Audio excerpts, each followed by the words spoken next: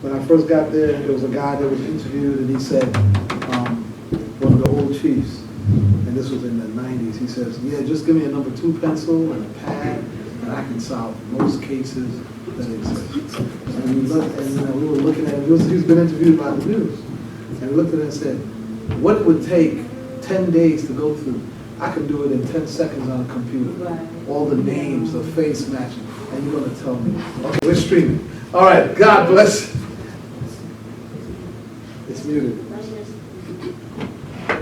Thank you. Thank you very much.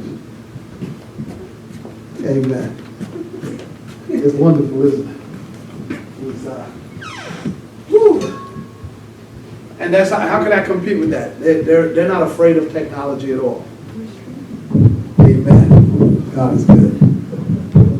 And technology is something that we have to understand and we have to remember. It's a bonus and it's a blessing. At this time, let's have our opening prayer. Okay? Father, help us to learn more about who you are through your manservant. This is our prayer. In Jesus' name, amen. We'll sing a song.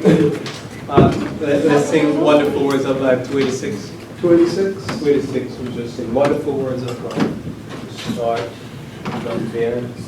That's how I wanted the transition, so I couldn't keep my mouth shut.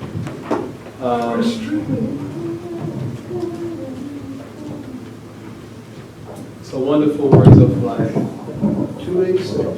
286.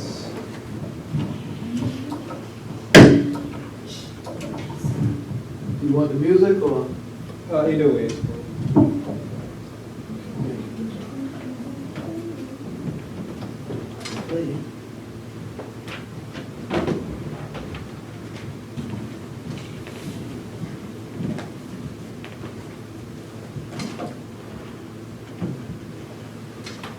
Okay.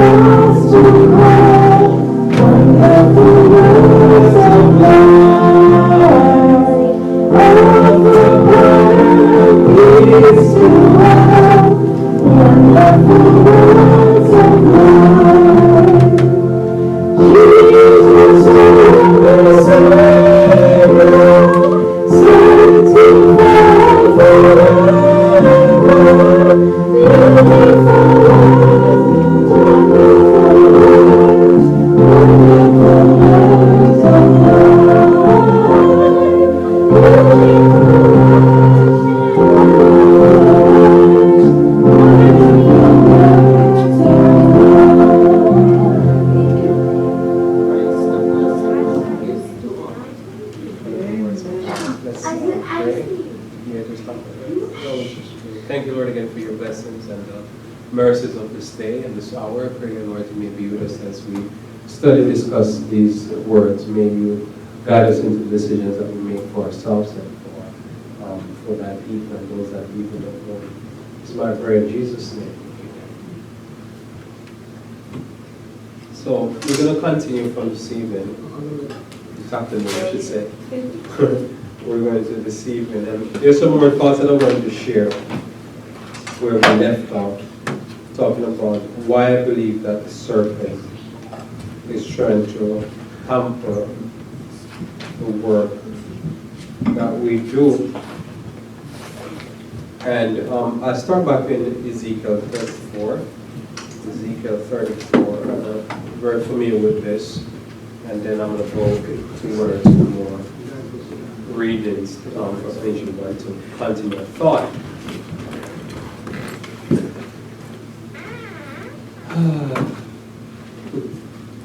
So in Ezekiel 34, just 1 through, I want to stop at 14. And just to kind of shape some of what I want to talk about this afternoon. Let's do a study with us here. So Ezekiel 34 verse 1 says, and the word, yeah, let's go to the trajectory right here. Alright? 1 through 14. That Bible is small. You do? You sure your eyes can see all of that? Okay. And the word of the Lord came unto me, saying, Son of man, prophesy against the shepherd of Israel. Prophesy and say unto them, Thus says the Lord God unto the shepherds, Woe be to the shepherd of Israel that feed themselves. Should not the shepherd feed the flocks? So it's a very important question to ask. Should not the shepherd feed the flock? And that's something I've heard over and over again. In the church, and the people are not being fed. And because the people are not being fed, if you're not fed, you're going to have some bad result. Disease is going to do that. It's not just hunger will set in, but disease will set in because part of our immunity is to get good nutrients. As a matter of fact, I was standing here this morning and you talked about beans. You talked about beans, and I wanted to comment on it. And when I stood there at first, I'm looking at everybody and thinking, what is it that I wanted to say? But I can't remember what I wanted to say because I wanted to talk about that. The beans. The beans. Now, years back, I'll say, this is a side note, and I'm going to get back to Ezekiel, feeding people. And this is feeding food. Years back, when I used to, I started to understand the health message, I realized that you can get health benefits from juicing and exercise. You can get massive health benefits, as you know, from juicing and exercise. And for years I had that in my mind, I discovered herbs. And I was like, okay, I discovered that you could get massive health benefits from herbs. And then a few years ago, I tried beans, right? So I'm going to eat a lot of beans. And the main beans would be the lighter red kidney beans, black beans, right? Just those three, that's nothing else. So when you were doing that talk this morning, one of the things that I learned, you could get massive health benefits from eating a lot of those three beans, right? Black beans, red kidney beans, light red kidney beans. And if I say that to someone, like you're talking about the anti-corrupt value, because that's what I think they found out, that out of all the stuff that people get excited about, acai berry, strawberry, goji berry, wheatgrass, the top on the list is beans. I mean, the other top of the list is apples, right? So the top 10, beans and apples take up all of the position for highest in moral value. So I never tested it until more recent. I was blown away by what you can do with beans. I could actually eat a lot of beans and somebody look at me and think I'm juicing. That's how fascinating it is. And you know that look you have for your juicing, it's like your skin look more vibrant, more orangish. It's the light bulb. Because of the the polyphenols that are getting in the system. Yes. And as I say, so you were there talking about and then at the end you say, towards the end, closer to the end, you say black beans came up at the top of the list. Yeah. And I remember reading that years back. I never proved it. And I know if I say to a person who died of cancer or any disease, they'll be like, what are you talking about? Yeah. You're talking about eating beans? Like, that's They'll take you like, no. that's just like, yeah, that's just like, that's Yeah, eating I have a that beans personal burrito. experience. What? No, I have the same experience. I went to visit my brother who has cancer, and I bought him some Egyptian food because I know that's what he would want. Yeah. And I bought me a salad with black beans and garbanzos and red onions and stuff like that. And so I'm taking out the food, but mine was last, so it was on top. And then he was like, oh, you and your bush. And I said, oh, no, that's not for you, that's for me, I want to live. And then I give him what I bought for him, but that's the truth. It's, you can't expect it. It will be, because let's say I read it for years, but never really understood until I tried it. And I'm like, oh, so this is real. Yeah. It's the aura value, it is just so much. So yeah, so I was standing there, I probably was good, I remember, because then we were probably there like just talking about beans and something like, what did you, is this midday service? These people are about crazy. Midday service talking about beans. Well, you know, one thing that I have to, when it comes to, the mic guys are not there. One thing when it comes to,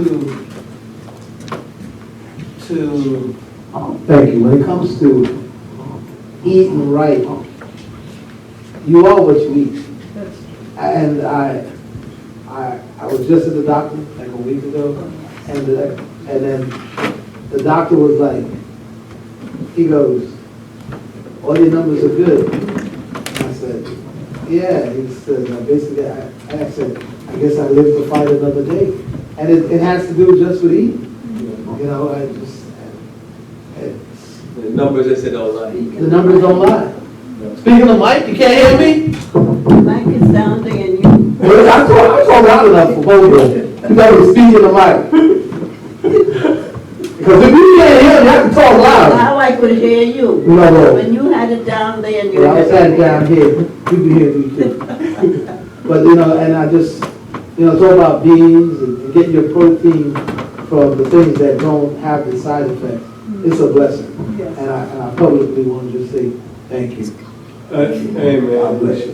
Amen. So I just wanted to mention that because I'm proving it just like high volume, and I have, like I went in my basement today and I see it this morning, I saw like a big 5-pound bag of like dark red beans, and there's some black beans, and I was like, because I wanted to soak it in a big pot and then freeze it, you know, we call it, separate it out, portion it out, and then freeze it, and then it's easier when I just want it. It's already cooked already, it's there, seasoned.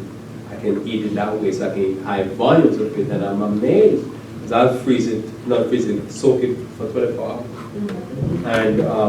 and then cook it, and then season it and make sure it's whatever, and then freeze it. So I can just eat beans, and I'm surprised how the health benefits you get. So that's been something that's surprised. So somebody asked me, what have I learned all these years? Juicing, exercise, herbs, beans. That's it. So that's feeding the flock. Literally. And that's why the Cuban population has been able to sustain, because they eat black beans like every day. It's rice and black beans. It's every day. Yeah. You either cooking the black beans in the rice with pork congee, or it's white rice with black beans on the side, but it's right. That's your protein. Ah, makes sense. Mostly, that's mostly the protein. And you not, I mean, one in the what? How many thousands obese. It's like you're not gonna go see an obese Cuban Yeah, unless because I'm not you go fine. to Miami. Oh, take it easy, hey. Like the one fat person, like everybody know El Gordo. Like Oh, El Gordo, and they will tell you because they have several Gordos for you to choose one. That's El Gordo. oh my goodness. That's that one person. That's that one fat person. Yeah. Yeah, it's fascinating. And that's, And everybody knows him. That's his name, and he carries it and says, "Oh, look for me, El Gordo. Ask them where I live." And they'll tell you. I'm the one that eats out all the sugar cane. Amen. So I mean, I appreciate that because the beans and with the numbers and it's easier to maintain. Oh, sorry. It's easier to maintain your weight Yes. and it's easier. You don't have to touch your ceiling with it though. Yeah, you know, it's easier to maintain your weight, and it's easier to be build and be more disciplined through diet. It's easier, and my mind is clear.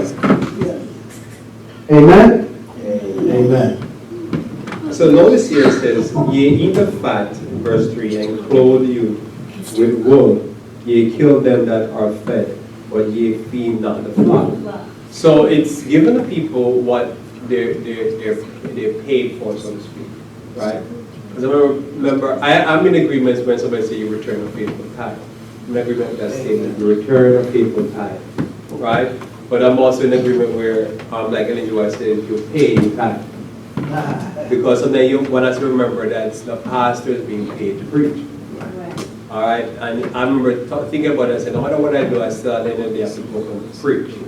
All right, people are coming to hear a word. People want to hear a word, like, because sometimes what's going on in society, people are confused because they're not hearing a word. They're looking for a word from the politicians, they're looking for a word from their local elected officials, they're looking for a word from their preacher, and they're not getting no word. And people need to hear what's going on, because guess what happened? While they're at work, busy themselves. Somebody's paid to go study the Bible, to go look at what's, as they say in the crazy world, go study TV, go look and see what's going on and bring a word to the people, because people are confused, people want something, people want to hear something, people are having problems in their lives. So notice verse 4, the disease ye have not strengthened, neither have ye healed that which was sick, neither have you bound up that which was broken, neither have you brought again that which was driven away, neither have you sought that which was lost, but with force and with cruelty ye have ruled them. What are the decisions that one made? Because I know there's a lot of discussion. And some of the things I'm talking about because I see stuff going on the social media and stuff like that. So it's often I'm talking about broader discussions that not going on here, because probably somebody could think, is somebody having this discussion with you personally? Sometimes not. I'm just watching other people having these discussions sometimes on Facebook, Twitter, that type of place. And one thing I observe, like people say, you know, there's a statement in NGY, so the Lord is not leading out independent groups, independent atoms. And so they'll make those statements and they'll say, well, nobody has a right to be separate. But notice here, what caused the scattering of God's people according to verse 4? The shepherds who are not Amen. doing what they're supposed to do is like a whole list of, It There's a- takes a little while to come out. there's an entire list of things that the shepherd was supposed to do. The sick he was supposed to strengthen. He was supposed to strengthen the disease, heal the sick, Hello? Yes. bind up the broken, and those who were lost, he didn't seek them. But also those that were driven away, he didn't go, you know, he didn't try to prevent them from being driven away. Or to secure them or to go get them Right. back. And those that were there, he was ruling them with an iron fist. So they're oppressed. Those are the that are oppressed. Oh, it's awesome. So notice here, like what you said, right? That those who were in that situation, they ended up being oppressed. And I might share this that I had a situation where God bless you, enjoy. So I think I told you about this 2 weeks ago, this elder from a church over here in Brooklyn wanted me to be part of a forum. Right. Right, and we told you about a part of a forum where they want to talk about what's the place of independence, because all this stuff with independence is going on, and they wanted me to talk for 50 minutes about Bible and Spirit of Prophecy to justify independent church. Eden, is the yeah. So there's some elder over there, right? And they're doing this program not last week, 2 weeks ago or something like that. So anyhow, I end up talking to the ladies over there, and then talking to being in touch with the elder, talking to the elder, and I said, "Oh, you see a problem with that you have a program from 3:30 to 5:30 or 6 hours, whatever, and you want me to talk on this topic, but you're only going to give me 15 minutes." I said, "What?" I said, "We're on the phone for how many minutes now? What can be accomplished in 15 minutes?" It's and I said, but the thing why I brought this point up was, I said to him, "You don't have the authority to do this program. You are elder in church. You do not represent this church. Right, it's the pastor. It's the pastor that's supposed to be into the program like that." I said, "You're not the conference. You're not the conference president. You have no authority to do this. And you're not general conference president. You don't speak for the church. You cannot do what you're trying to do. You're stepping out the bounds. This is not your responsibility. You're just trying to do something. I don't know what you're trying to accomplish, or whatever that is. It is not only in church." Right. And what you do not just because 15 minutes cannot settle a topic as complicated as this. And if you look at this text is saying that the problem, you're blaming the victim. And that's the problem with people who are colonized or people who are being beaten up by other people. They tend to side on the oppressor because the oppressor has the power. And I said, well, so that's where we ended up having a discussion, and that's why survival stuff is not going to work. Yeah, they have locked themselves up. I knew it. But the thing about it, of all the congregations to do that, Eden is a struggling congregation. Yes, because I asked the lady, but I asked the lady to say what is, but I think that's part of the struggle. Because some of the members are connected with people who are in the independent world. Right, so they're I think they said their daughter church in Flatbush. Flatbush is right, which is a bigger congregation. A bigger congregation. But they're struggling, they don't even have, they don't feel really violence for their own church home, and they've gone through iterations and iterations. And I think that's their struggle, where people just resentmental to their own thing. So they're probably trying to deal with a problem that they're having, but in the wrong way. In the wrong way, I say, it's just not. Number one, I say, I don't have a problem doing it, but you would have to give me proper amount of time to do it. But I say, you can't even bring me to your church or meeting service because you're passing an approval. So what's the point of this? I say, it's a charade. People are like, no, it's not a charade. I say, listen, it's just a charade. You're trying to deal with there's something going on. Yeah, because they just has gone through iterations, and that's what's happening. It's a little church, but it's been broken up, and so they're trying to fix that and figure out why is it breaking up. But you can't blame the people who left. You have to look within and see why did this happen? What's going on? What's happening here? Why did this happen? Yeah, and using the mic. Just because of what the nature of the problem. Oh, okay. No, but they can say, I would say, but if the church is split before, I would say, we have to remember, it's not I agree with Pastor Grubb, it's a situation where, regardless of what's going on, you don't have the authority. And that's why you have to remember the police, look at the regular police officer on the street. When they say stop, that police officer can't stop a crowd.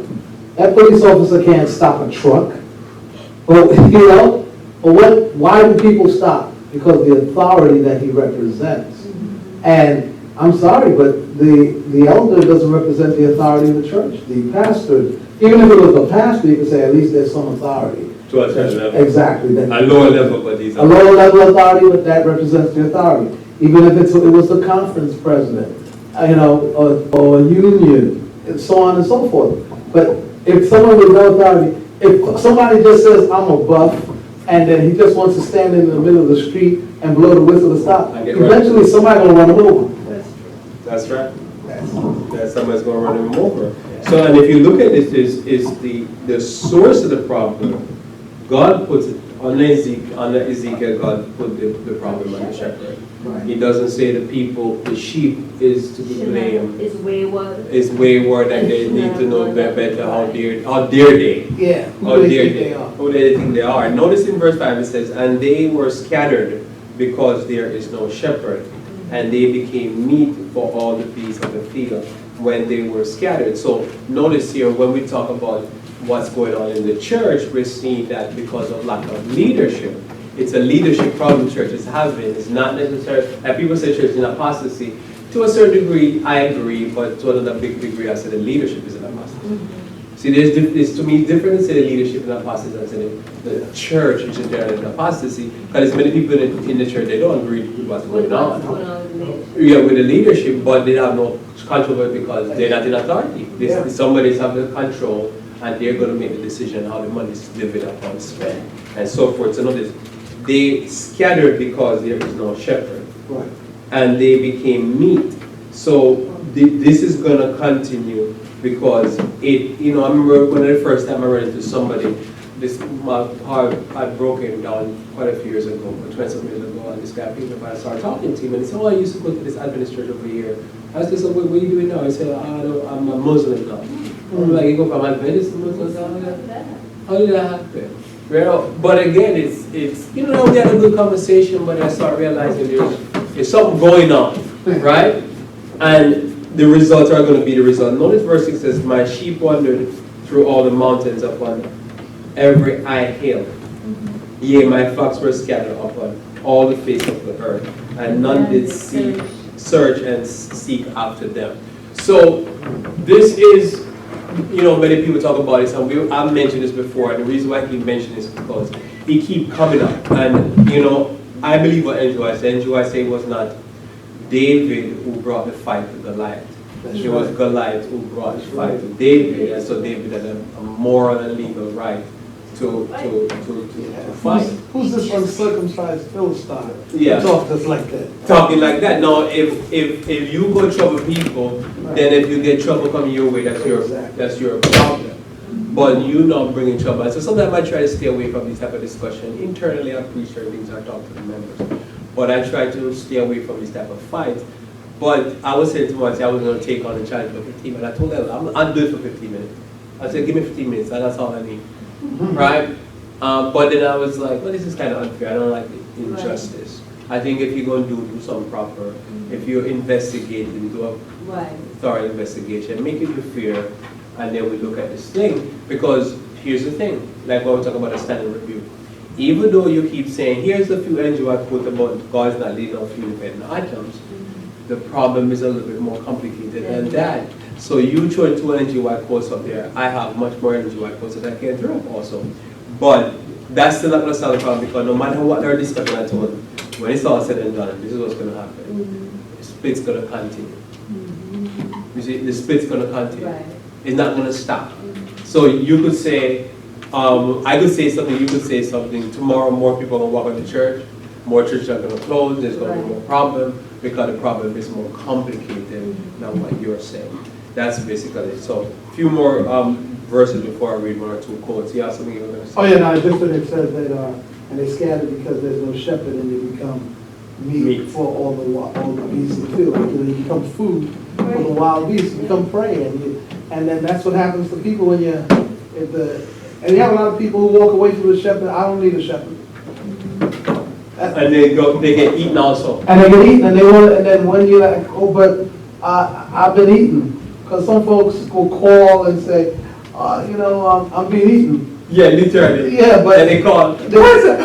I'm being eaten. Where you been? I'm just getting eaten. Help me. Yeah. And that's, you're gonna get eaten, you're gonna get attacked by the wild beasts. Don't start that. You're gonna Don't become start. food. Okay, amen? Sit down.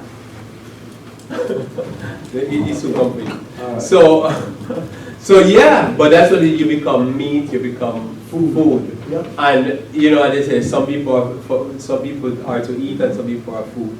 And you better choose what you'll be if you're food. So notice, and that's where the problem is. It's like what our message is, even our message to call people out of the fallen churches.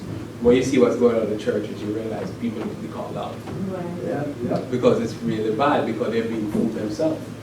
Notice here, so my sheep were wondering about in the search, and they think of it. Verse 7 says, therefore, ye shepherds, hear the word of the Lord. As I live, says the Lord God, surely, because my flock became a prey, and my flock became meat to every beast of the field, because there was no shepherd, neither did my shepherd search for my flock, but the shepherd fed themselves and fed not my flock. Notice the Lord is not against the shepherd before he finished the thought. The Lord is not against the shepherd feeding himself, because you have to eat too. The Bible says you cannot muzzle the ox while treading on the grain. And I pause with this on this thought here, because I want you to think about this. One of the struggles that we have to deal with as a church when we start doing independent. Because we didn't start out to say, we didn't per se start out to say, okay, we're going to do an independent church and all that. But anyhow, we started doing home church and stuff.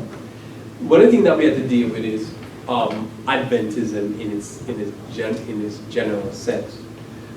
Because notice a person could say, the problem is we need to just have no pastor, no shepherd, right? Because we had pastors in the past who were misbehaving. Right, predators. They left people, they're predators too, but they also leave the people to be preyed upon. To be prayed, yeah. Yeah, so then what you need to do is not have a pastor, right? Because that must be the problem. Yeah. You see, so you throw the baby with the bathwater. So that's where the problem becomes. How do you get that balance? Because now you're independent now, and we've seen independent people do this. They start becoming weird. Right? Because they're trying to go so far from Adventism, because anything in Adventism is bad. And how normally people with false doctrine, how they normally get people, Yeah. they normally point out the wrongs, the wrong. errors in the Adventist church. And then now, the moment they get you and say you agree, because this is normally, Yeah. if the person's doing this too often, then anytime, the next thing you're going to say, with sales, right? Yep. Once you get them to Once you agree. get that, yes. Once you get that, yes. So, they keep doing like this. Right. And the moment you say, so you're going to pay me $1,000 for this product, the person's like, yes. Yeah. Okay, you're getting them, they got used to, right? And before they know it, they bought a vacuum that they don't need. I said, yes. So that's what it is. And so I started learning, they call it programming. Neuro-linguistic programming, NLP. Yeah. You get the person to agree, and then this thing that they're supposed to say no to, just keep saying yes. I agree. But it's a fact that I see. That's one thing I can say about the president. He's a master of that, to get people to rev up the crowd. And even if it's not true, he does that. And that's why. But he's their shepherd. Yes. Their leader. He's their leader. And remember, one thing I remember, they said he was saying things that people were thinking, but they were afraid to say. Say it out loud. And then he starts doing it. And even if it's factual or not, the shepherd is leading the sheep in this way. That's why no matter what, there's that certain percentage that will follow the shepherd right over the cliff. That's true. For years, I remember when it first clicked to me that everybody has a pastor. Yep. Everybody is listening to a sermon. Yep. Somebody. It's somebody preaching to you, Yep. and you go to a church somewhere, Yep. and that's church. Amen. And they go there, Holding up the sign. Yep. That's the church. raising holy hands, right? Yep. But it is true, and I started realizing that because I would deal with with this thing where people say, well, you know, this church we don't do like Ellen G. White. And I said, well, you like Joel Austin. Preach. You like T.D. Jakes. Yep, You like Creflo Dollar. You're reading somebody's book. yep. So whose prophecy you're following? Yeah. You think about most evil people in our church is following prophecies that are from some of these people outside. A lot of them. And so you're saying that you don't want to hear this person because they say it's a prophet, but you listen to this other person over here, 700 Club. I used to have some Adventists that they were love 700 Club, and I used to like, what is What are you 700? watching? What is that? No, I didn't know what it was at that time. So I'm like, I keep hearing them talking about 700 Club, 700 Club, and I'm like, what is 700 Club? And I find out, oh, that's 700 Club, and every year we do prophecies at the end of the year of what's going to happen next in the following year. And I said, so he's a prophet too. So I said, these people watching this guy, and this guy's a prophet, and then these people will say, oh, no, I don't hear it, but I want to hear this guy here. So that's what it is. So notice there, I had to understand. Look, we just look. I just said, we just had Venice Church. We're just trying to do it right. Amen. We don't have to throw away the hymn now. We don't have to throw away nothing that is good. Right. We just try to get away from the bad. But what will happen is that people start to throw away the baby with the bad. Yep. And because they say, well, you know, shepherds are bad, so we don't need shepherds. So we come to church and we have a circle, and then we start having a firing squad. Yeah. And we start taking each other out. Yeah. There's a bunch of confusion, and then somebody realizes that they start to come in because they think they can come in and run circles around people, and there's nobody no leadership is leaderless, blah, blah, So blah. it's easy to And take charge. take charge. So, and then cause trouble, and then we're back to the statement again, the sheep being ate, Yeah. and they're being food. So I just from that verse here, that my shepherd searched the church of our flock, but my shepherd fed themselves and fed not my flock. Therefore, O ye shepherds, hear the word of the Lord. Thus says the Lord God, behold, I am against the shepherd. I will require my flock of their hands and cause them to cease from feeding the flock. Neither shall the shepherd feed them anymore. For I will deliver my flock from their mouth, that they may not be meat for them. And so, I would read this at Friday. Didn't even understand what this is talking about, of course.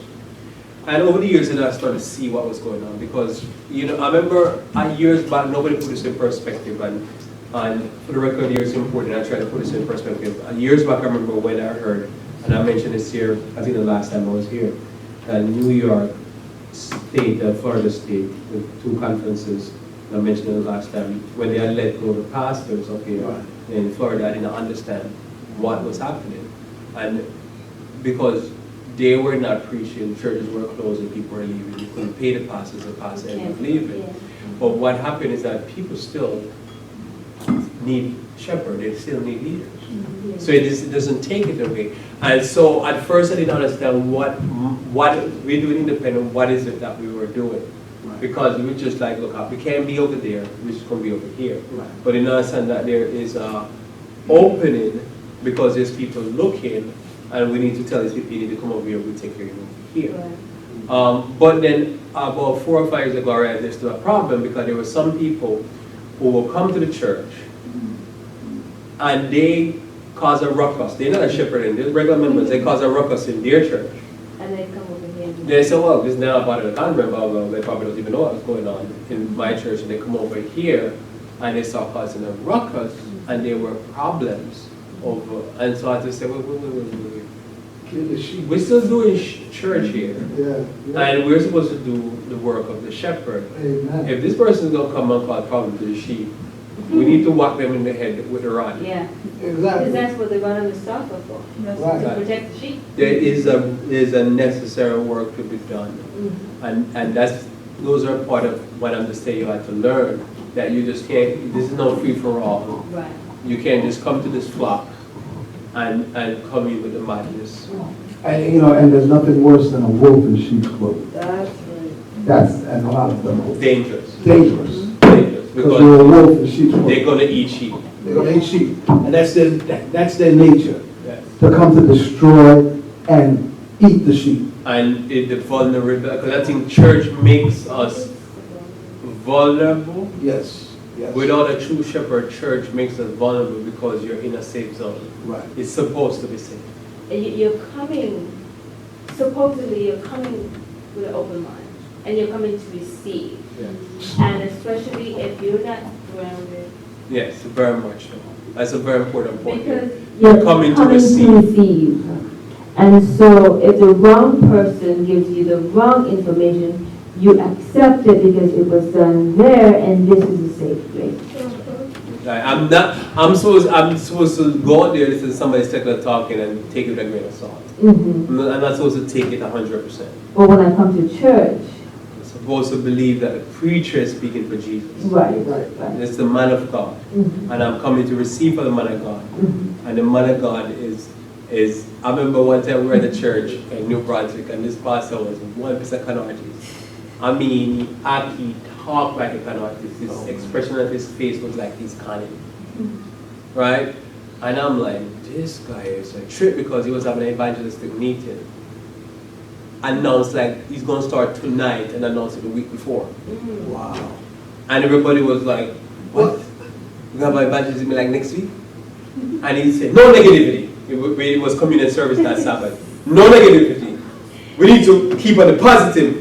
Jesus wants us to keep on the positive. We can't. And he's going on and I'm thinking, this guy is brainwashing the people. And you can see everybody's like, not buying it, but they can't do anything about it. Right? So I remember after we leave church on Sabbath, tomorrow one of the sister that was there with us, because we were visiting that church. Wow. And tomorrow one of the sisters said, this pastor was chatting up to one of the members' wife. And he had like, back then they still have them, the Bluetooth. Oh, the phone. It was more newer then. Yeah. I'm talking about the Bluetooth Yeah. earpiece. And they say he was chatting up to one of the members' wife. And the members' wife was closer to our age. She was younger than me, as a matter of fact, because we used to be part-time together at the same time. She has a child. Yeah.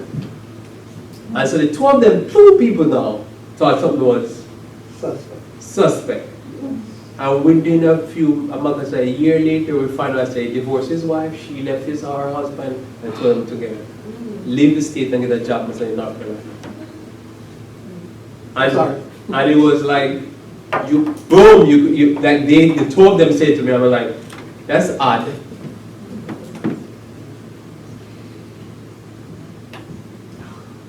That was odd.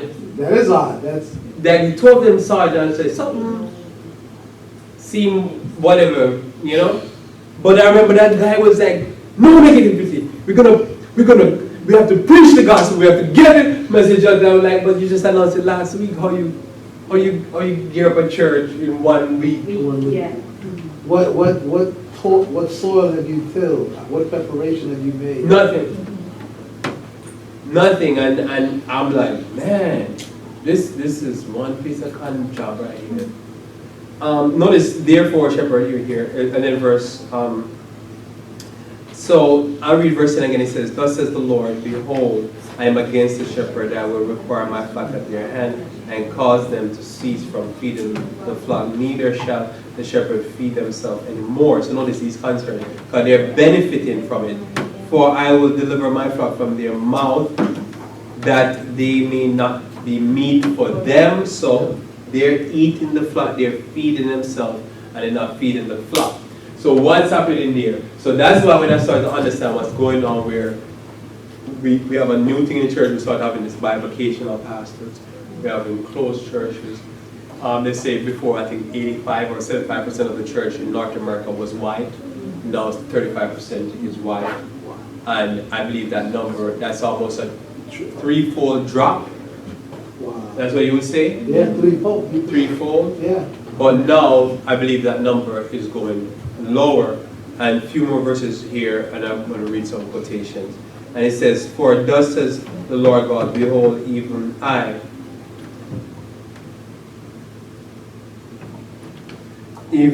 will both search my sheep and seek them out.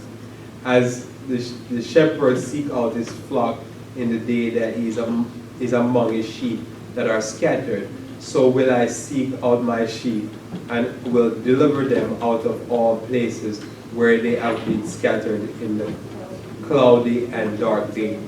I'll do to 14, and I will bring them out from the people and gather them from the countries, and I will bring them to their own land and feed them upon the mountain of Israel by the rivers and in all the inhabited places of the country. I will feed them in a good pasture and upon the high mountains of Israel. Israel shall be their fold.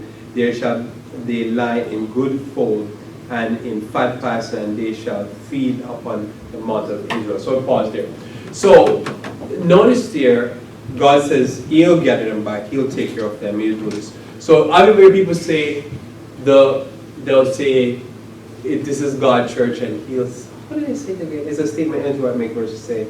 The ship will not go down. Not the ship will not go on, but the God will see over His church. Okay. But when you read this text, you realize there's a method that God has, which He is will take them. and feed them. And so if you look at this, you see, wow, this is, so as I say, in my mind, I was trying to understand what's happening, because you see this breaking up, you see people going, watching independent media, independent preachers, and for, this is why I ended up actually doing a live stream, because I started realizing, oh, there's a lot of people out there that they'll be midday, they're not at church.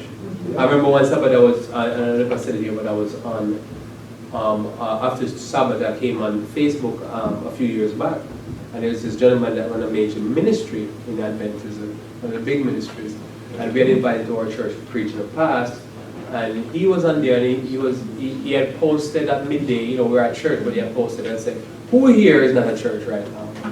Just posted, put a thing out, who here is not at church? Just be honest, why are you not at church? Right, and he said, I'm not at church either, so why are you not at church?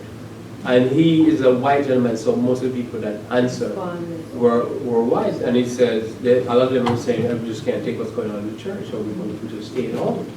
And we talking to him personally, he said, look, he said, man, I prefer to go worship the black people. He said, man, what's going on in the white church is unreal.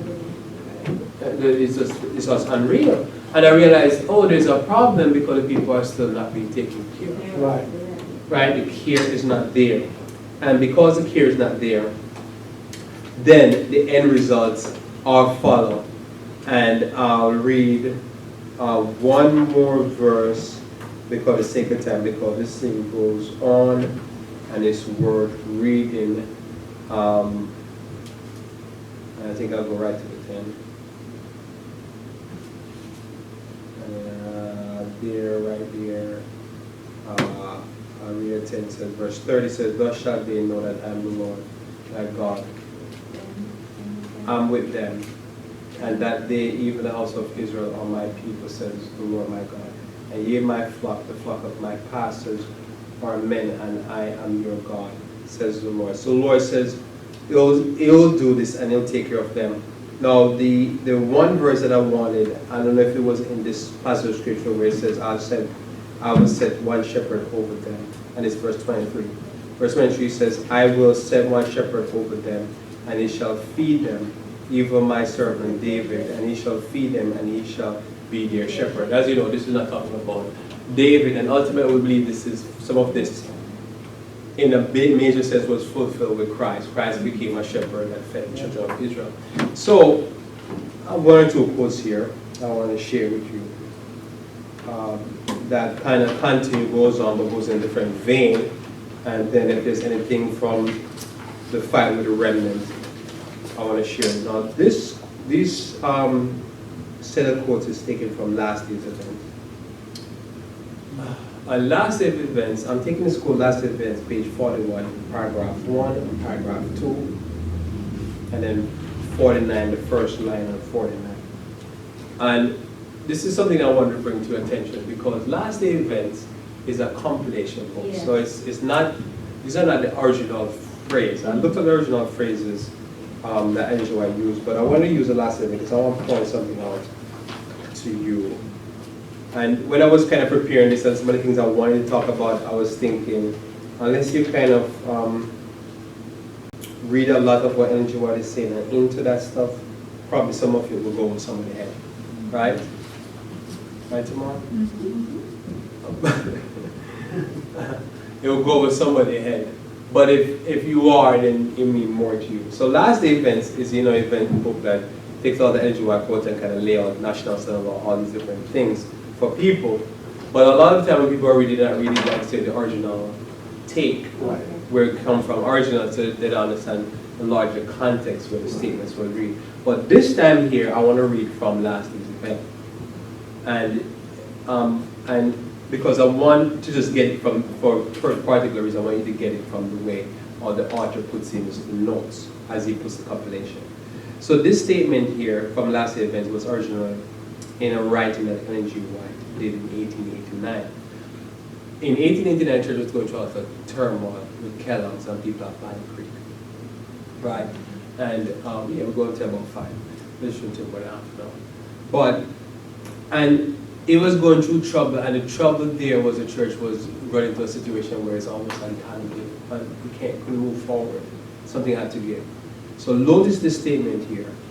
This is last debate, page 49, and it's quoting something. It says, "I will confirm in all I have stated in Minneapolis that a reformation must go through the churches, plural. Reform must be made for spiritual weakness and blindness were upon the people who had been blessed with great light and precious opportunities and privileges. As reformers, they had come out of the denominational churches, but they now act a part similar to the which the church acted. We hope that there would not be necessity for another coming out." Right? And then I'm gonna read in a second the author's note, but I'm gonna keep reading. "While we will endeavor to keep unity of the Spirit in the bond of peace, we will not with pen or voice cease to protest against bigotry." Right? Now I'm going to read the notes from the author. Now the author note, right, because this is linked to this morning, and you'll see in a second, I'll explain why I brought it important. The author note is in brackets. It says, "This is the only known statement from the pen of Ellen G. White indicating that she might have lost confidence in the Seventh Adventist Church organization.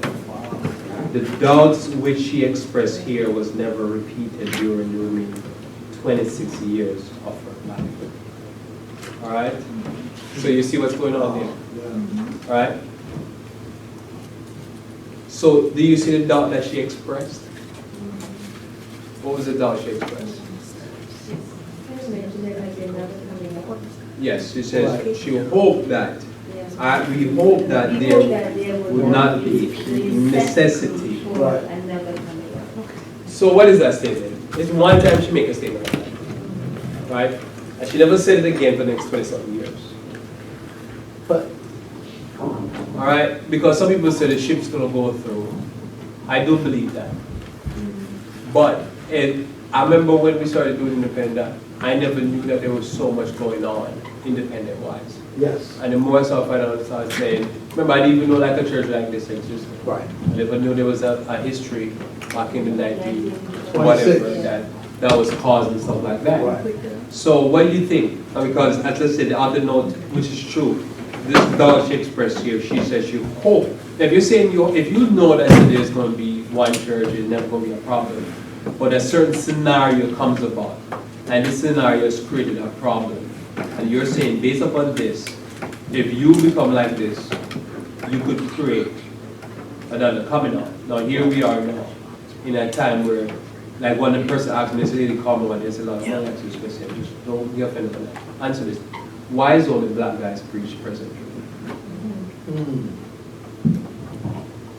Preacher, that's a good question. A lot of times, like I know growing up in the church, and you know when they say, my mother was Adventist, my father, even back on the island, he was the preacher, the elder in the church. Now that I know,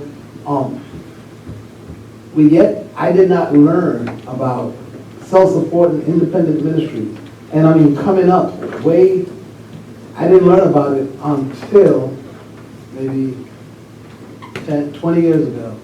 I learned about independent ministry. And I said, wow, all this time. And I told myself, if I would have known, I would have gone there before. And that's why they hide. And I'm not the only one.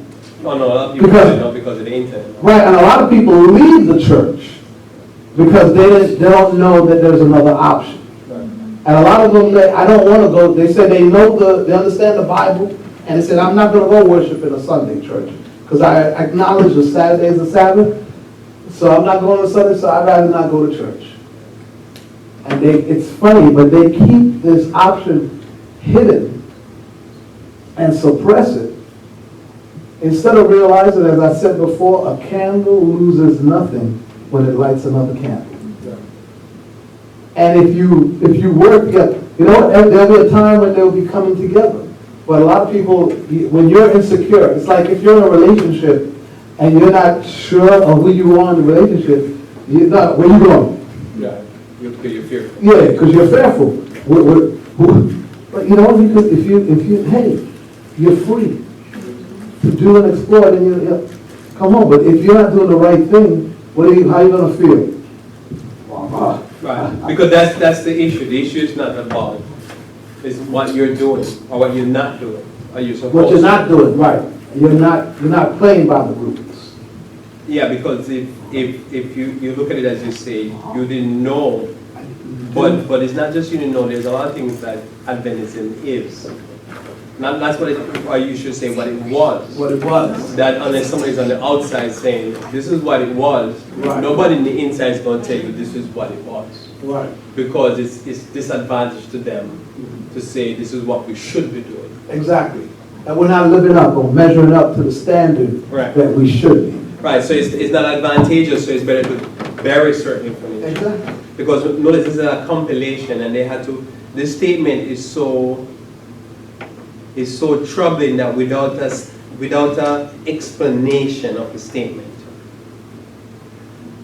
one is left with the conclusion that this possibility exists. Right. It's not that it should happen. We hope that there is not a need to, Yeah. because if certain conditions exist in the church, then it could precipitate a moving away from that. Yeah. And so, as I say, I didn't know if a statement like this existed Right. until after the fact, and then I started to realize, wait a minute, because for me, I just saw certain conditions and I know this is not supposed to be. That's what we got. But also, I was finding out via independent people that there were some issues because they were bringing up, pointing out, saying, look, you see how this is supposed to be? You see how this is supposed to be? Because you would not be able to get that in the regular church. So notice here, at the second, after this, the explanation, it says, while we endeavor to keep the unity in the bond of peace, we will not with pen or voice cease to protest against what? Bigotry.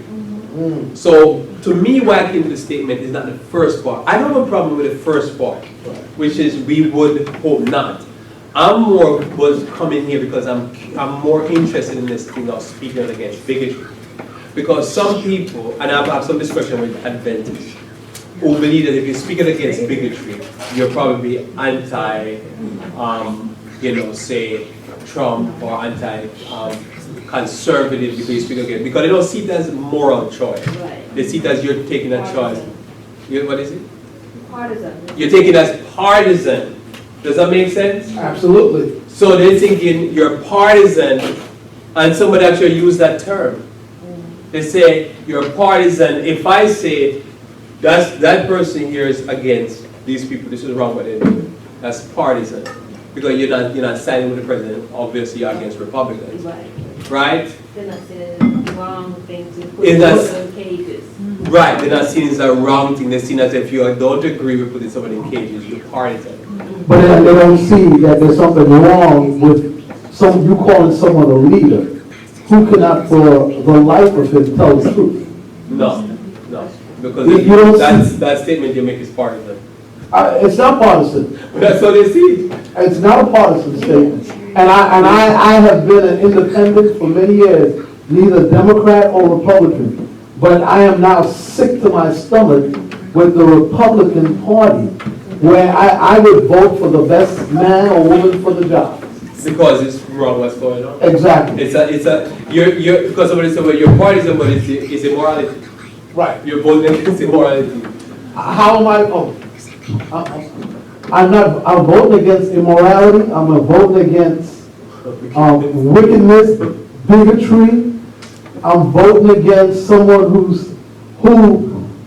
you know, one thing with Jesus was loyal. That's right.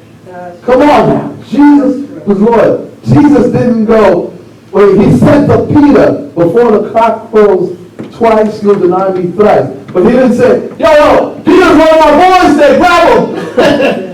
What about Mike Pence? He was on the call too. No, Look out, there's something no, to but, say. this is another other point, but. Yeah, that's- oh, sorry. What struck me, come back to the whole 700 Club thing, where this person who leads the 700 Club, with everything that he has already done, took away medical visas from sick kids who are dying. Yes, Put the same babies kids. in diapers, take them away from their parents, put them in cages. Yep. Now you said he's going to lose the mandate of heaven because he pulled back the troops and allowed it From to... Turkey, right. The mandate of heaven was never there, or it The was first lost a place. long time ago. Right, because of Turkey. I don't understand that. How could you be the voice for the Christian Right. when all these wrong things, you cutting back food stamps, you doing all this kind of stuff. The poor, the widow. Wickedness, like straight up wickedness. And now you're saying, oh, he will lose the mandate of heaven over that? And which heaven was he going to? Oh, sorry, Sister Which Mom. heaven gave him the mandate? Maybe New Haven, You Connecticut. know, I can't move, I got a child on No, she- another No, she has a mic. She has a No, I mic. have a mic here. This reminds me, can't anytime hear you. anytime I hear this type of discussion, It's not on. it's not on. Oh, it's red, you're right. Yeah, green mean go. Green means go. Oh, now I don't want to come back. Leah. Use the mute. No, now it's good. Hello? Yep, Hello. now it's good. Hello. Welcome. Hello. And now it's green. Okay. So I'm always reminded of Mark chapter 9, right? It starts at 38. And Jesus answered him, saying, Master, we saw one casting out devils in thy name, and he followeth not us. And we forbade him because he followeth not us. But Jesus said, Forbid him not, for there is no man which shall do a miracle in my name that can lightly speak evil of me. For he that is not against us is on our side. part. For whosoever shall give you a cup of water to drink in my name, because ye belong to Christ, verily I say unto you, he shall not lose his reward. And I think we get into these tribal Right.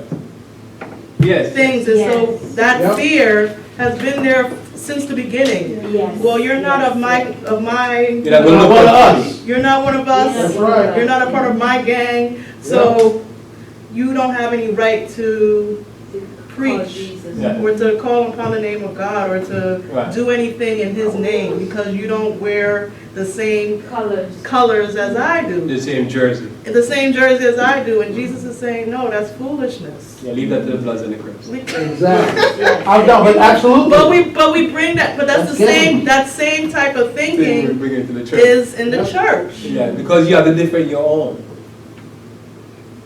But that's one I think I had to learn a few years back, that the enemy of my enemy is not my friend. Go ahead, preacher. Preach. He could be my friend, Could be. but it's not automatically my friend. He's probably my enemy too. Well, And me and my enemy to fight against him. you see, and that's what a lot of people believe that the enemy of my enemy is my friend, but usually the enemy of my enemy will fight with you to defeat the enemy, and then as soon as they defeat them, they come and feed you. One less competition. Right, because there's a bigger, strong one, let's get him, Live forever. but I'm bigger, stronger than you, so as soon as we beat him, then I'm coming to beat you. And that's the problem with all that. And I had to learn, I had to, really learn that in all of this, because what I realized is, sometimes I'm talking to people, I tell people I'm independent of the independent. Amen. Amen. is what we mean. I said, no, I'm independent of the mainline church, but I'm independent of the independent also. I'm independent. Independent, right. I'm for, and I can be for everybody, I can be against everybody. It depends on the The issue. Where the moral line. line is. But somebody will say, no, if you're against certain things, you're like you're partisan. Because if you're against, like, you know, they say, this party has all these platforms, this party has all, so you can't pick and choose. You can't say, well, I'm for this party because of this reason, and I'm for this party for that reason. You have to say, you're either one or the other. You can't be both. You can't be independent. Well, righteousness doesn't belong to us. Righteousness belongs to God. Right. You see, so anytime those kind of arguments, because people always get on me about, I mean, not necessarily religious things, but they'll always say, oh, you're always taking up for this person, or da-da-da. It's not that. If that even if that evil person has done this one good thing, Right. you have to acknowledge it. Right. And it's not just because they're always evil now, they can't have any kind of, Do something Do for whatever something, motivation, but they do something. but they you just have did to something recognize. good, and so you need to say yes. And it doesn't take away from what has happened in the past or what is, but this is what it is. And so you have to be able to acknowledge righteousness, it's not of a group or of an individual, it's of God. You understand? And I'll say this really quickly, Pastor Knight. I think that's where sometimes, I remember I run to in the church, is that if you say something when you're in the church about something that's going wrong, people say you have no right to criticize the church, or you must be against it. Because if you disagree with one thing, you must be against it. Everything in general. Yes, And that's what I was gonna ask. I mean, shouldn't we, and that's what my problem with what's going on in politics today. It's not so much, crooked men are crooked men. If someone is I don't believe that's who our president just happened to become. That's who he was. Yeah. And the same individuals that saw him for who he was are now standing up and fighting. And he's worse than what they had anticipated them getting. But now they're saying, they're standing up and lying for him. And when he lies, they're covering up his lies. And that's what bothers me, as was said. It's when someone does something good, even though they're evil, hey, I acknowledge you did a good thing. When they do something bad, When you do something bad, you got to be called out for, hey, don't do that. That's what should happen. It should be, you did a bad thing. That's Didn't the Bible say if you refuse to believe the truth, you'll be led to believe a lie? And that's what's happening with them? Yep. Yeah, the person, and that's what it is where, if by not addressing certain problems, I think that happen, whether in the church or the independent or wherever, by not addressing your personal problem, any problem, it gets worse. Because what it is that problem will go unaddressed. Yeah. And it keeps getting worse because there's no solution being brought, because you keep saying it's something else that is causing the problem. It's like saying the people coming over the border is causing us to moral decline. They're taking up all the social security. Because I was talking to somebody that watches Fox News, and he says, yeah, people can come to the country, but as long as they don't collect from the health, they don't collect from the health insurance and stuff like that. So the person believes that people just coming to America to collect health benefits, right? And so that's the narrative that sells. So if you say anything, it's like people, and if you say something negative, people think you're anti-American. The same thing up in the church, the same thing up in the world. So if you say, hey, look, I don't like what America is doing, say, in this country, they'll say, oh, so you're against America. You're not pro-America. Yep. And then I find the same thing in the church. If you say, look, I don't like what's going on this way in the church, they'll say, oh, so you're anti the church. Right. So that means you have no freedom to talk. Notice here, I'm going to read. So again, that's where I wanted to come to, because I think, although people might say she didn't say something negative, because what the author is going to put forward is that Ellen G. White didn't say anything negative against the church, and everything stopped after this statement was written for 20-some years. So that means they're basically saying for 20-some years, Ellen G. White did not have any question in what was going on in the church. Right? It implies, and I'm going to show you, it really implies, and notice I'm going to read your last day event, page 48, paragraph 2. Notice it says, of those who boast of their light and yet fail to walk in in it. Christ saying, but I say unto you, it shall be more tolerable for Tyre and Sidon at the day of judgment than for you. And thou, Capernaum, and then she quotes Seventh-day Adventists, who had great light, which are exalted into heaven. Again, she put in bracket, in point of privilege, in the bracket, shall be brought down to hell. For if the mighty works which have been done indeed had been done in Sodom, it would remain until this day. End of quotation.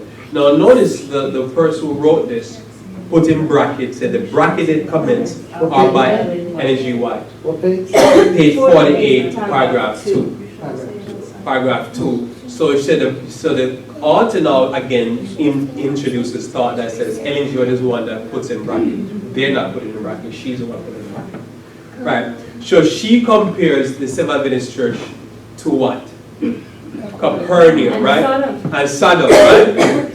And this is where, because some people say the church is never compared to what?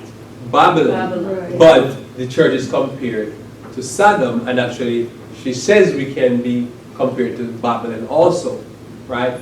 If you put in, since you have the word study there, because my computer's giving me a problem, but if you have the thing there, you could put in, no, don't put in Babylon, put in the sister or daughter of Babylon, whatever it is. Put in first sister of Babylon, and you will see it come up. Now, notice there, she compares it, because what could happen, remember in Isaiah chapter, this is called Isaiah chapter 1. In Isaiah chapter 1, what had happened to Israel? Israel had come to a point that they became like Sodom, and became like Babylon, and like Gomorrah. And Isaiah says if there wasn't for a small remnant, it would have become Sodom and Gomorrah. Right? Because what would have been going on is total confusion. Now somebody said, Lord, why would you say that? Because remember, what is the two identifying mark of Babylon? What are the two identifying mark of Babylon? Adventists. Two main identifying mark of Babylon. She is a whore, and she leads other people to fornicate. To make them drink of the wine of the wrath of the enemy. Yeah, but what are those two wine? The main two wine. Oh, spirit, false worship. Yeah, so Sunday worship, we normally Sunday say. worship, right. Sunday worship is one of the main wine. What was the second main wine? You almost said that one ago. You started saying that you went off. I went off. That's the state of the dead. Right, so it's spiritualism. Spiritualism. Yeah. Right, so basically spiritualism. Now I remember talking to somebody saying, hey, you know, God's churches can't be compared like this. And I said to the person, let me ask you this. What is one of the two mark of Babylon? And he says spiritualism and Sunday worship. So I said, what did the General Conference presidency a few years going on in Adventism? It says spiritual formation, which is spiritualism. And spiritualism is coming to church. Are you supposed to go there? See, I can't answer that. And that was the end of the conversation. I said, you see, I can't answer that. But it's not just in spiritual formation. All this 1 hour praise and worship. Praise and worship. Speaking in tongues. All of that. All of that stuff. Yeah. Wait a minute, they're speaking in tongues in the church? Yeah. Not Adventism. Oh, that's right, I heard Larry Black Yeah. speaking in tongues. Speaking in tongues. Yeah. But I thought that was just him because he's a chaplain. I don't know, other people get it. Because what it is, I've met people who were Pentecostal pastors who became Adventists. So they were convinced on the Sabbath, not necessarily on the rest of the doctrine. Theology is that. Not there. So for them to continue that. So notice there you find that, notice it says the bracketed comments were Ellen G. White, and in the previous thought, she says she never commented for 20-something years.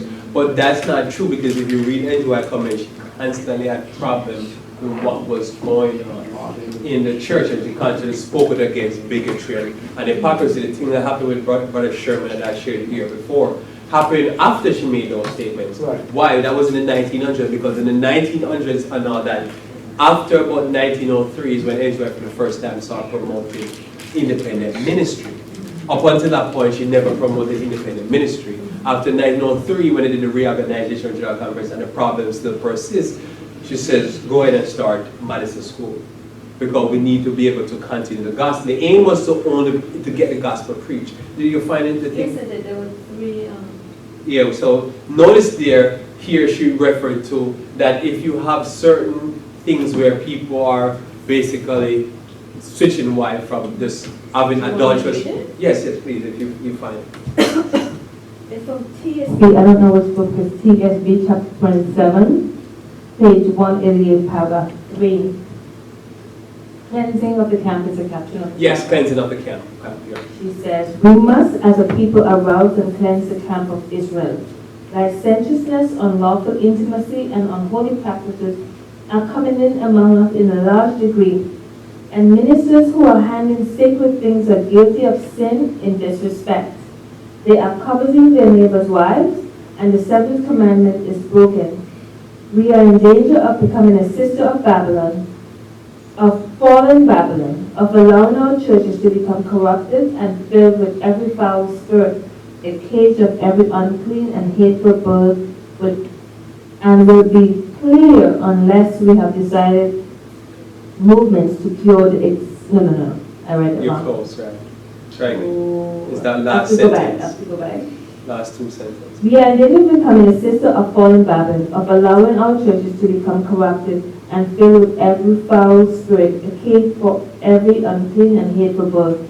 And will we be clear unless we make decided movements to cure the existing evil? Right. So she's asking a question, can we be clear? We're becoming like Babylon.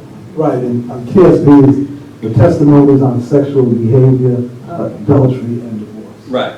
So here, notice again the comparison to, because what year was that written? Yeah, So- TSB, I'll tell you. I don't know, years. Okay, it didn't say the year. Okay. Just wanted, because again, because when a person reading this, they might think, oh, there's this one time in 1889 where Angela had a problem what's going on, and she never said anything else after. But the problem with that is that it doesn't speak to the truth when you read her writings, and that there was constantly problems going on. Because guess what happened?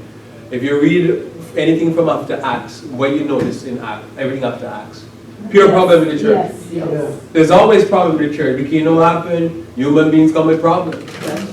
And more come, more More money, problems. Yes, members, more problems.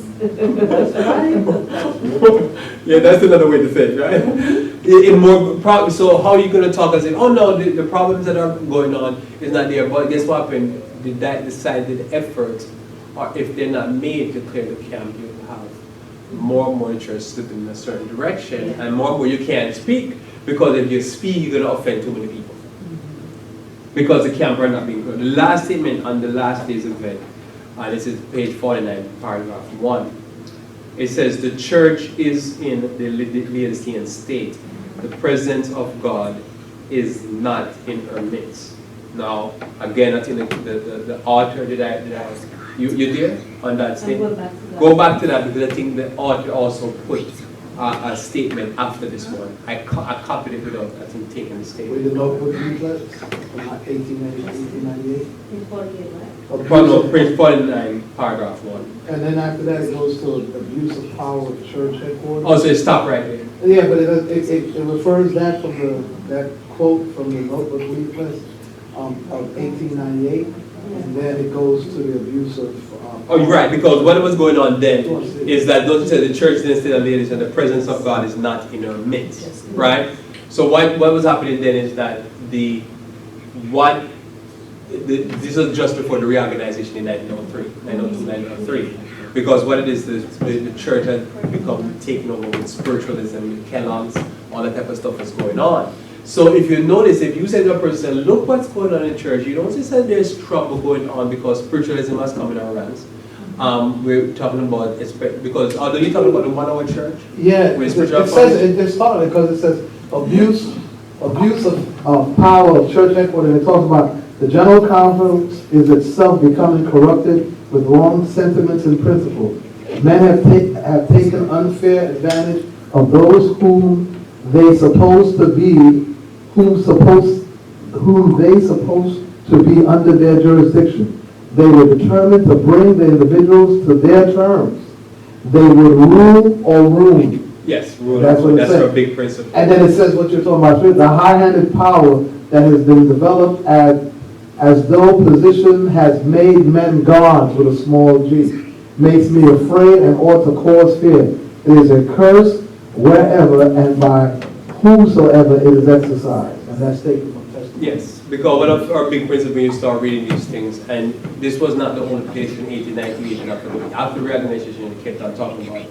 Now, when you have this thing where it's either rule or ruin, then that's when the trouble comes, because you feel like there's no freedom and your brethren can't have no freedom to do what they want to do. So I won't keep you here much longer, but why I brought this on, and I think this is important, because when you look at where we were then, you look at what the church was doing with the local schools in every church. We had sanitariums, restaurants, health food stores. We had all these old people home. All these things that's going on for the church. The church moved away from our writings, Right. and it moved in a direction that is now you cannot, you don't even are welcome if you preach basic Adventism. Because I remember a few years ago, people would say, people say you're present truth. What I mean is that you're still preaching the 20-something fundamental beliefs. Principles, yeah. You're not even preaching none of this stuff that we're talking about this morning. It's the fundamental principle. There's a fundamental stuff that's supposed to be basic Adventism. Yep. You're cutting edge. I don't want you, why are you bringing that in? And I'm like, wait, this is the basic stuff. This is something you're supposed to hear at evangelistic meeting. I remember a few years ago, Doug Batchelor was banned from Florida, Yeah. from coming to Florida. And then so wait a minute, Doug Batchelor is a good Bible expositor, but Doug Batchelor won't preach a sermon. He's not going to preach his sermons like what I preach is more than what I talk about, those topics. Yeah. And I remember a few years ago, me, Tamara, and two of our friends went over to California. We were in San Diego, we stopped at the Baptist Church. Sacramento. And we in the evening wanted some food to eat, so we asked the members, where's the vegetarian restaurant? And they said, if Don Bachelor's wife was here, he'd be able to tell you, because he wasn't there. Wow, they But didn't, that's they how- weren't vegetarian? And They didn't? they didn't know where the restaurants were, but they say he knows. So he's living like that. Basically, from that testament, it's an unspoken testimony. Right, Right. they know he knows, They know he knows. but we don't know, we don't want to know. The farmer said, Wow. but they don't know. But they say he knows. And that's a church. It was the full audience then, right? The church was already over. It was in the evening, so it was the evening audience. I mean, evening audience. It's half. No, Quarter. because it's a church of 600 something members. So in the evening audience is way not even, I don't know if it was even 100 people. It wasn't even 100. But it's the point. I was there and I was like, so to me, like he is good Adventism. Right. Right? Right. To me, he's good Adventism. We too. But It's the Bible. when he's going to be banned from Florida conference, that he can't come and preach at Florida. And if he's going to ban, I mean, And he comes from the Bible, he comes from spirit of prophecy. Little. he doesn't overdo No, the spirit. he's not a He's big mainly spirit from the Bible. From the Bible. So he's not giving you. He's not hitting you with, It, and he doesn't say I'm quoting Ellen G. White. Right. The way he says it, one of my favorite authors and things like Yeah, that. that's true. Yeah, so, and if they're banning him, don't come to Florida. But I was told, a preacher, this was so it's only secondhand, here's information, I was told. well, you're going to repeat it. Well, no, a preacher said he, No, sure. and they said it's happened because it's, this was another preacher told me, he said, his buddy went to Florida, one of those who preached present truth, and by the time he was finished preaching, he said they were literally telling them, yo, we don't need you for the afternoon, you gotta go now. You don't want to hear this stuff here. And they literally ran him out of town. No one's for you, get in your car and go. I believe. And it's- But you know what's going on, and I said this is what's going on. This is where the road meets road now. Yeah. Florida Conference is in trouble. They're in trouble because they're losing so much members. They're losing so much members. And they were one of the big ones a few years back, about 20 years ago, started letting out pastors. Right. Now they're having all the churches closing. Now what they're trying to do, they're trying to keep alive by pulling in blacks into their conference. So now they're now Yeah. in competition with the black conference because they're trying to pull members into it from the black conference. So that's what's happening. Because why? Because they appreciate nothing. Because let's say, Doug Batch is good preaching, but you're not going to get, the most radical you'll get, you'll do a little announcement about the Pope or something like that. But it doesn't, it doesn't go full to He crazy. stays in the line. It's not like you say, oh, he's crazy, don't need to ban it, Yeah. right? And then last year, what he did, he pulled his ministry independent. Right. Because before the board of the church has part control of the ministry. Last year he voted to pull the ministry 100% independent. Approving his approval, how did I say it?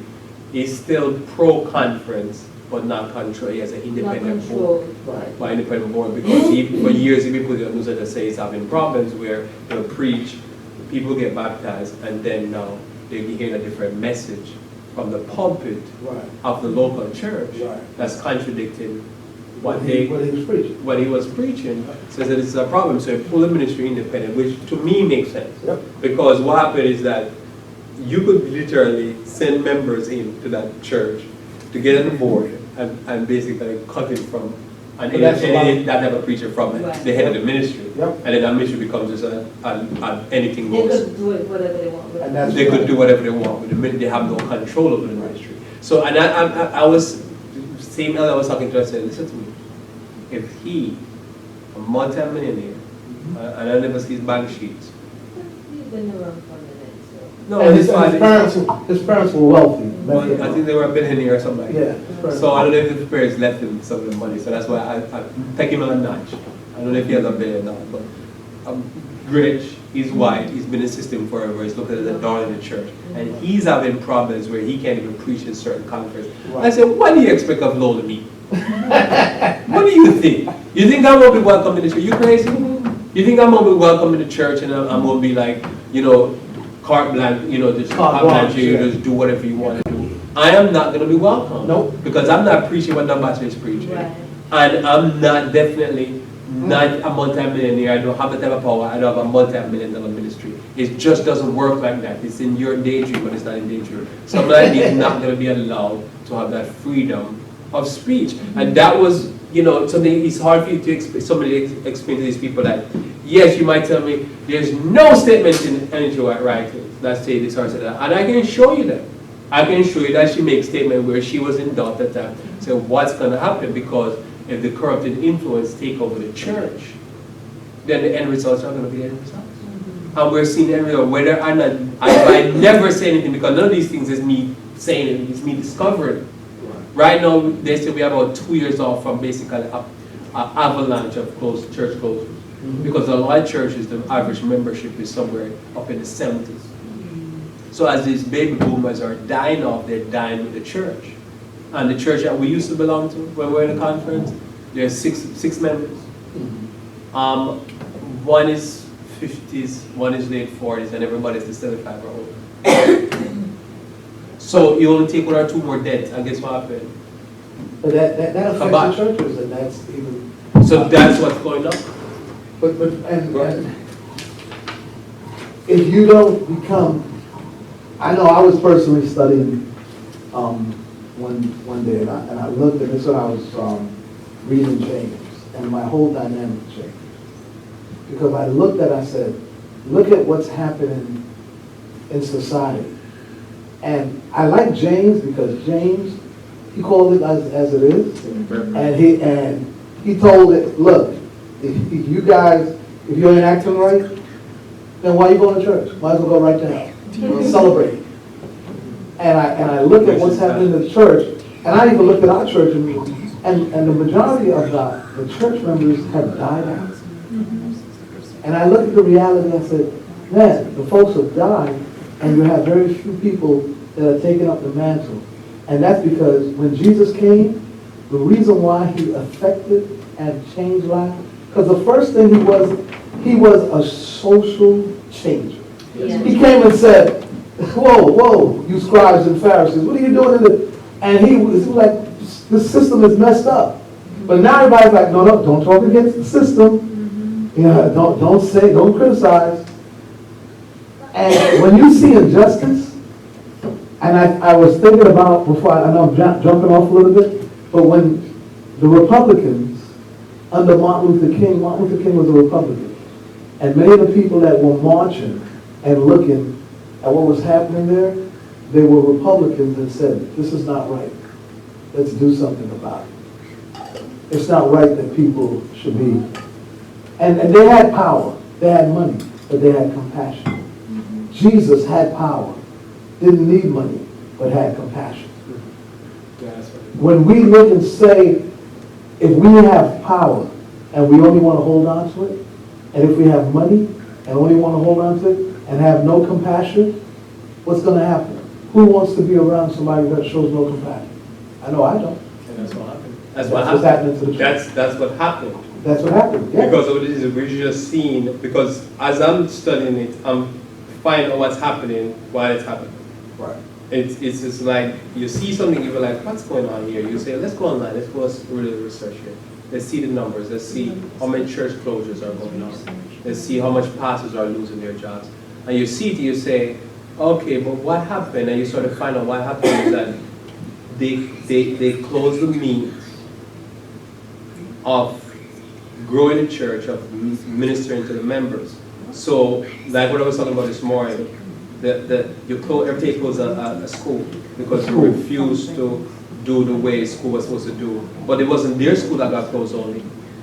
The secular and Sunday church schools got closed also. Right. Because if you're just doing liberal arts, the alumni are broke anyhow. Why are they going to give you support? But you know what? They are broke. And what you're saying is a key element because, the Catholic Church. They close it like crazy. Right, and they said, They if you close give me it. your children, I'll have them for the rest of my life. That's why there's so many Catholics, because there's a prolific and proficient amount of Catholic schools still that other people send to their Adventures. Adventist And the send kids them. left Adventist church when they finished. Yes, Yeah, they but when leave. they reach a certain grade, they have to confirm. Right, because you know what? You can't go to the other grade without confirming. Right.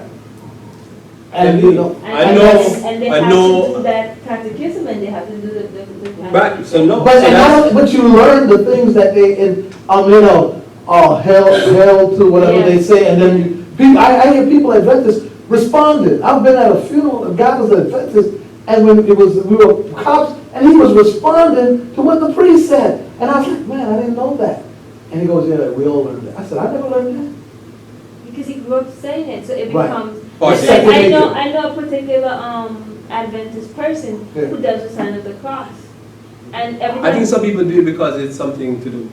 and every time she does it, she said, I need to stop doing this. But she was Catholic all her life. Right, so And Understand. she just does it. that. But and then also the two main things were school, education, and next the health message. And That's it. charity, one of the things that you could not beat the Catholics on was charitable Charities, giving. They have all these charities, even now, with the immigration problems as it is. Oh, they're the ones that You can still go to the forefront. Catholic charities, and they will fill out your papers and send it in for I you. want to jump and praise the Lord because guess what happened? Here we have the situation where we have in our church, Yep. these people are Members of ravaging. our church. No foreigners, no nothing, right? And they're closing their churches, their part of the church is getting closed. Yeah. While the Catholic Church is like, we get the law here, we get you people. We'll help you out. Yes. And yet with all the abuse going on in the church, Where are they going? they're going to the Catholic. They're going to the Catholic Church. And With they're all the craziness going on, they still join. And look at it, they say, you were supposed to have the state-of-the-art school, you're supposed to have the charity, you're supposed to have the care. Until you walk away from it, closing churches, and you're not saying, wait a minute, why we don't go back?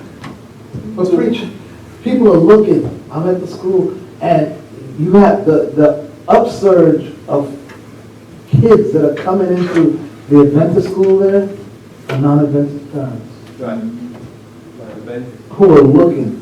And then when they get, because they graduate at 8th grade, and they're like, but I wish you guys had at least a high school so that to go to, because it's at least. And people have said that when not Adventists, they go to church on Sunday, say, but at least I know you guys are coming from the Bible. Right. All right. And that's I've what the done- parents have said to me. I've done health seminars, and then one day I remember talking to this and said, so why do you come? Because she came a few Yeah. times. And she said, well, you know, there's a lot of new age stuff out there. Right. So when I saw in the paper that you guys are a Christian, Right. I said, oh, it's a church, I'll come to you because at least I don't have to hear Yeah. the new age New stuff. Age. And I was like, oh, that's, you know, fascinating. I would never have thought saying that your church would have a value Exactly. for somebody because they're not going to hear all this hocus pocus. Yeah. Being centered. Yeah,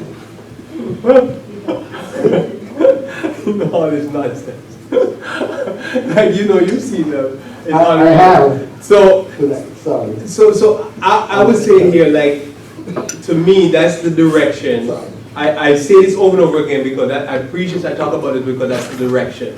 Because all I see is that we are to do what they do, as there's no point of we being independent. You know, because I realize we can't just be an independent church for independence sake. Right? Else why be independent? Just go back and join the church and just do Amen.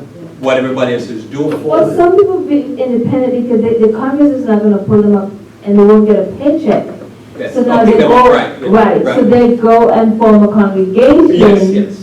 Just so that they can have a paycheck. Right. And moreover, so that they have control. Right, because I know some pastors also who basically they got kicked off the church. Right. Right. Right, it wasn't even because they fired them. Right. And they decided, so, well, you know, it's time for me to start my independent business. Right, because they have no other skills. Like you talk about having practical skills this morning, Yeah. and a lot of them have no other practical skills. Yeah, the training just. And what are they going to do? That's what But they have. over the years, because I remember years back when we were at the church, and the church, the regular coverage church in church needed some fixing. And I realized the conference didn't know what to do. It was going to be on the members. Right. Because the pastor themselves did not know, as you say. Skills. And then that's how we had, wait a minute, but that's what's all pastors were supposed to be trained.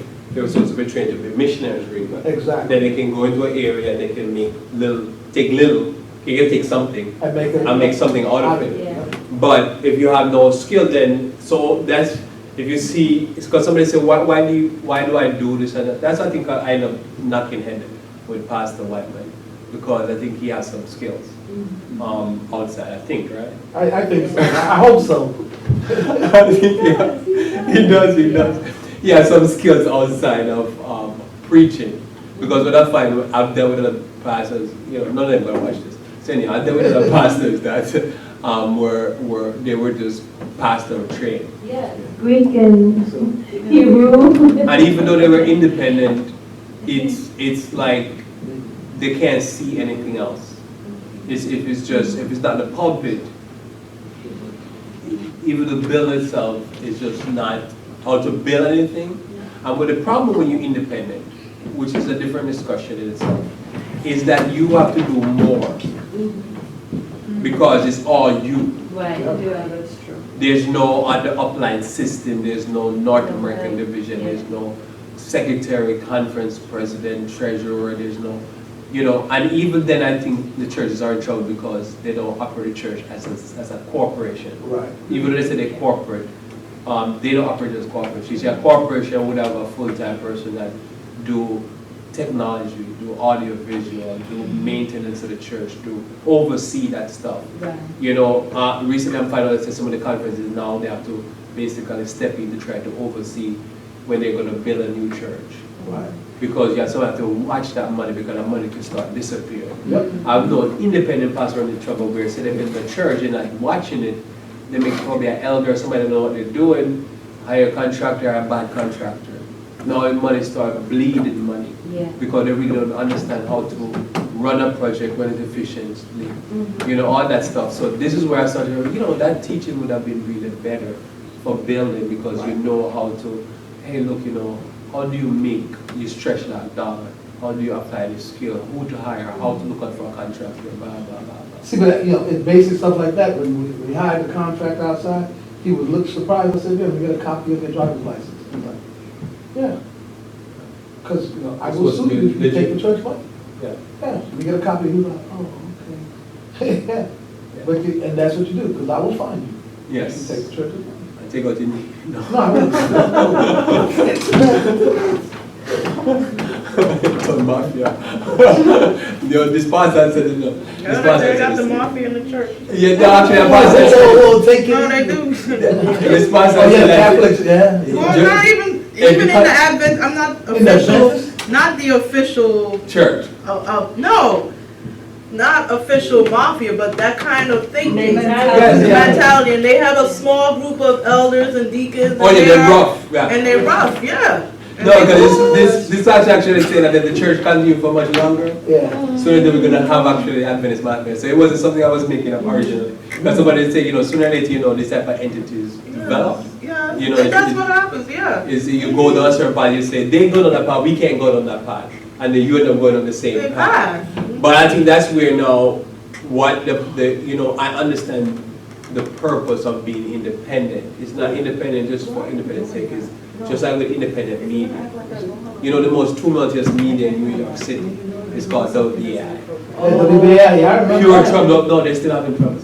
Yeah, Still infighting. They got fired this week, yeah. and then they stopped their New York programming and only were running Pacifica, then they had to go to the court and get an WBAI, yeah. Still Then they got going. an injunction, Yeah. and then the next day, I think it was, they got fired Tuesday, I think Tuesday night or Wednesday morning, they were back on the air, and they have to be back in court this week. Yeah. Because why? They're supposed to be the independent media in the area. So guess what happens? It's going to constantly fight. Because they're trying to counterbalance the mainland media. And so they claim that people sending spies over there to overthrow them and to whatever. And there's constantly fights. Because guess what happened? You don't need certain news break. And if they're going to break it, you want to shut them down. So we'll sing to close. Hymn number... Make it happen. Oh, you help the guys? Make it happen. I can throw it off my head or something. You know what I'm saying?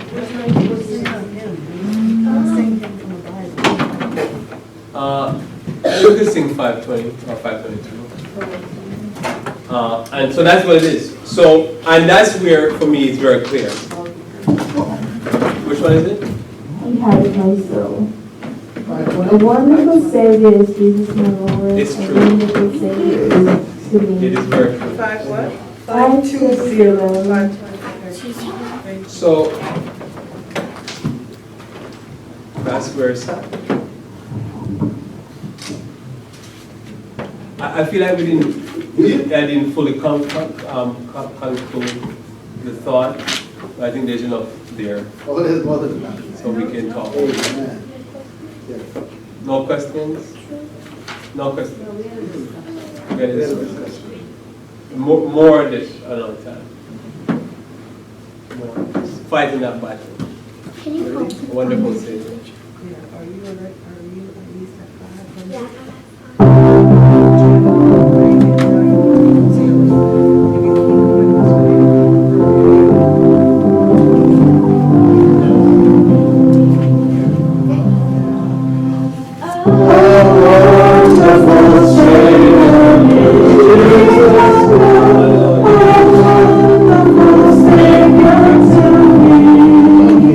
I stand here to you.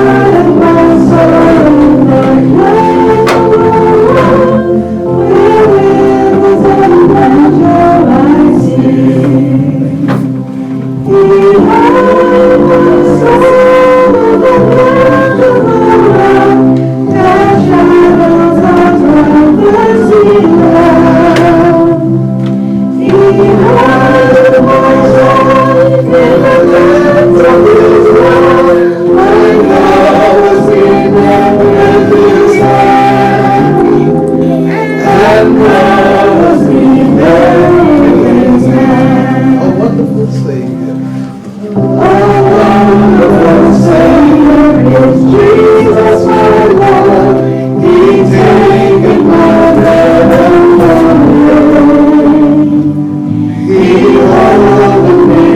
Shall not be moved. We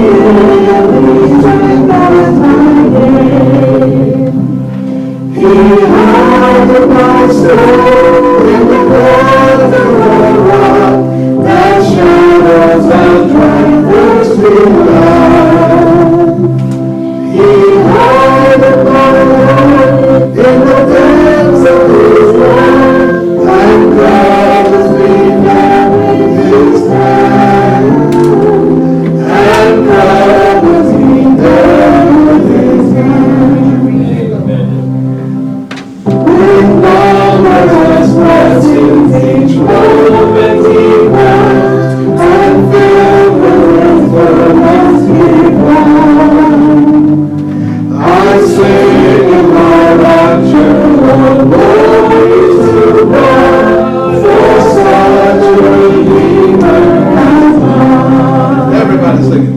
He hideth my soul in the breath of the rock, like shadows of mercy around. He hideth my life in the depths of his word, and covers me with his hand, and covers me with his hand.